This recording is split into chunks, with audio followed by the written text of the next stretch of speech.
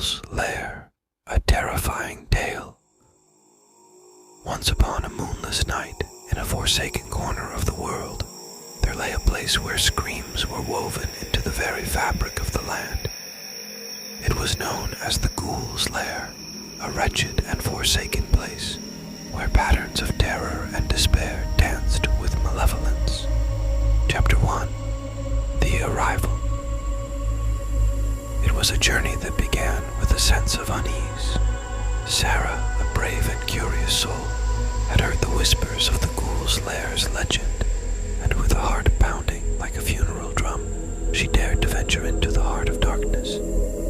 Chapter 2. Shadows of the Past. The moment she set foot in the accursed land, she felt a chill, colder than the Arctic winds, slithering down her spine. Trees, ancient and gnarled, clawed at the sky with skeletal fingers, casting eerie patterns of shadows that seemed to come alive with tortured souls. Chapter 3. Echoes of Despair. With every step she took, the ground seemed to moan beneath her. She could hear the distant, mournful screams of lost souls echoing through the twisted woods, forming a symphony of suffering that sent shivers through her very soul.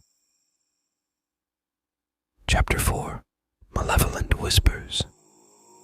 The night was filled with whispers, whispers of unspeakable horrors, beckoning her towards the heart of the Ghoul's Lair.